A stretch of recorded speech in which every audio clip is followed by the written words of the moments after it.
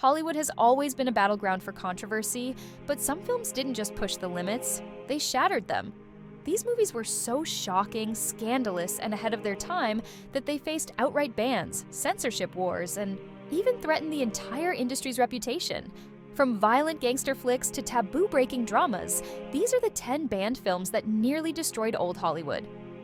First up, Scarface. 1932. Scarface was one of the most controversial films of the early 1930s, a violent and unflinching look at organized crime that directly challenged Hollywood's moral standards. Directed by Howard Hawks and produced by Howard Hughes, the film was inspired by real-life gangster Al Capone and showcased a ruthless, power-hungry criminal, Tony Camonte, played by Paul Mooney, who rises through the ranks of Chicago's underworld. The film's excessive violence, which included brutal shootouts and assassinations, alarmed censors at the time.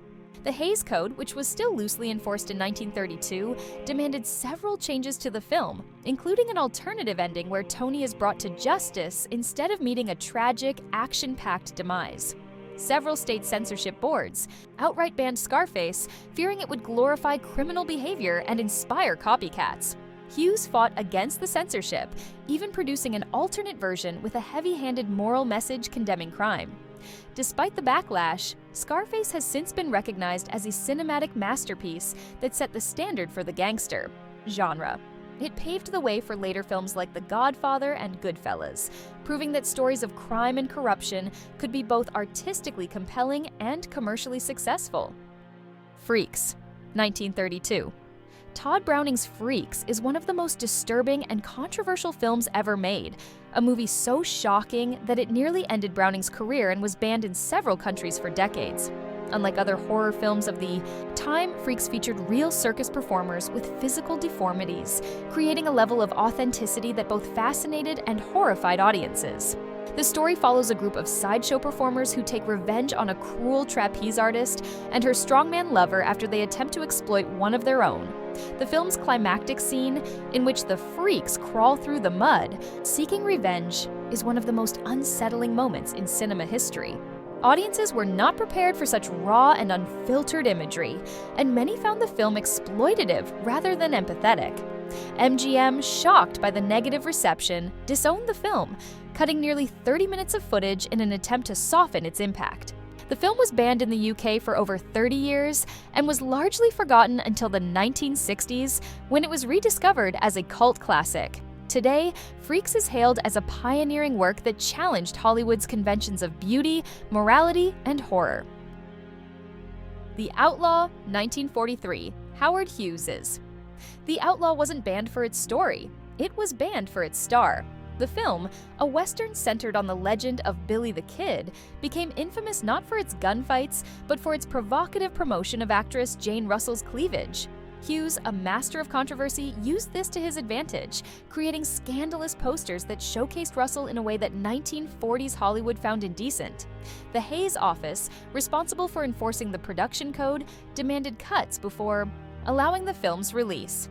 Hughes resisted, dragging the dispute out for years. When the movie finally hit theaters in 1943, it was pulled after only a brief run due to censorship concerns. Hughes, ever the businessman, knew that controversy equaled profit. He redesigned Russell's costumes to emphasize her figure further and re-released the film in 1946, accompanied by an aggressive marketing campaign that played up its forbidden status. Despite, or perhaps because of, the scandal, The Outlaw became a box office hit and a milestone in Hollywood's ongoing battle with censorship. It marked a turning point in how sex appeal was used in marketing, paving the way for more daring portrayals of female sexuality in mainstream cinema. Ecstasy, 1933. Ecstasy is best remembered for featuring one of cinema's first on-screen depictions of female pleasure. Starring a young Hedy Lamarr, the film broke numerous taboos with its sensuality and nudity, creating an international uproar that led to bans across the United States and several European countries. The story follows a young woman trapped in a loveless marriage who embarks on a passionate affair. One scene in particular, a wordless sequence where Lamarr's character experiences an orgasm, was considered scandalous beyond measure. It wasn't just the nudity that shocked audiences, but the suggestion that a woman's pleasure could be a cinematic subject in its own right. Religious groups condemned the film as immoral, and US authorities refused to grant it distribution. Even in Europe, where film censorship was more relaxed, ecstasy was heavily edited or outright banned. Despite, or perhaps because of, the controversy, Lamar became an international star. Though she later distanced herself from the film, it played a crucial role in shifting attitudes toward sexuality on screen. Today, Ecstasy is recognized as a bold and visually stunning film that challenged puritanical Hollywood norms, setting a precedent for more open portrayals of love, desire, and female agency. Babyface, 1933. Few films pushed the limits of Hollywood's pre-code era like Babyface. Starring Barbara Stanwyck, the film tells the story of Lily Powers, a woman who rises from poverty to wealth by seducing and manipulating powerful men. At a time when female sexuality was still heavily policed on screen, Babyface was a bold, unapologetic portrayal of a woman using sex as a tool for power. The film's original cut was deemed so scandalous that it was heavily censored before release. In the unedited version, Lily's father essentially forces her into prostitution at a young age, and the story of Temple Drake, 1933. Based on William Faulkner's controversial novel Sanctuary, the story of Temple Drake was one of the films that led to stricter enforcement of Hollywood's censorship rules. Starring Miriam Hopkins, the movie follows Temple, a privileged young woman who finds herself kidnapped by criminals and subjected to brutal sexual violence. Even by pre-code Hollywood's loose standards, Temple Drake was a shocking film. The Yakta's central plot involved themes of rape, corruption, and moral degradation, with Temple ultimately forced into a life of prostitution before finding redemption. The film's portrayal of sexual violence, though not graphic by modern standards, was deeply unsettling for audiences of the time. Religious and conservative groups called for its outright ban, fearing that it would encourage immorality. As a result of the uproar, Temple Drake became one of the last films released before the Hays Code was strictly enforced in 1934. For decades, it remained difficult to find as Hollywood sought to erase evidence of its more transgressive past. However, modern critics now view Temple Drake as a daring and subversive work that exposed the dark realities hidden beneath society's polished surface. Madame Satan, 1930. Part surreal fantasy, part risque pre-code drama, Madame Satan was one of the most bizarre and scandalous films of early Hollywood. Directed by Cecil B. DeMille, the movie blended elements of romance, comedy, and spectacle, all set against the backdrop of an extravagant masquerade ball held on a dirigible. Yes, really. The plot follows a wealthy woman who suspects her husband of infidelity and disguises herself as the seductive Madame Satan to win him back.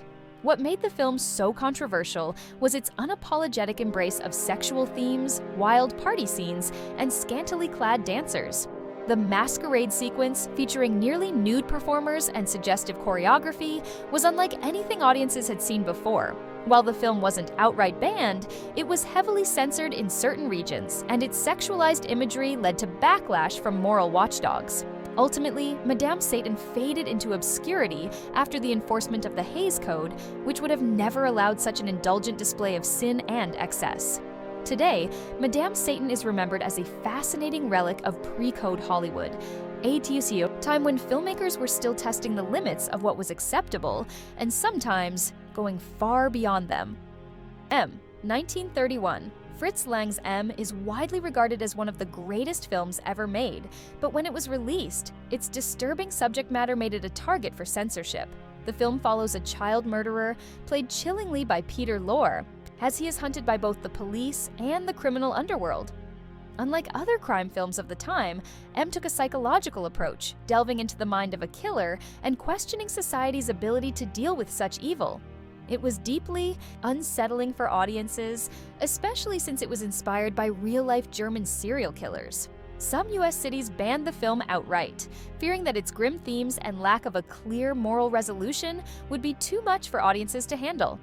Despite the controversy, M went on to influence countless filmmakers and is now recognized as a cinematic masterpiece. Its haunting atmosphere, groundbreaking use of sound, and deep psychological complexity make it one of the most important thrillers of all time.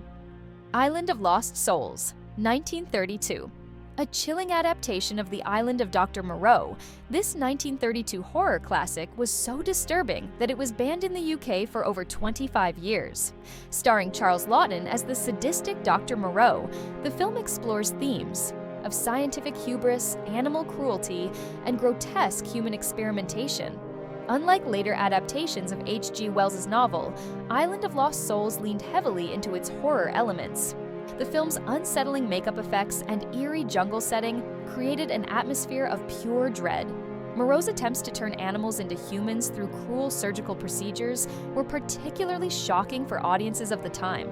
The UK's censorship board refused to approve the film, citing its grotesque subject matter and disturbing implications. Even in the US, Island of Lost Souls was controversial. Some theaters refused to screen it, and animal rights groups protested.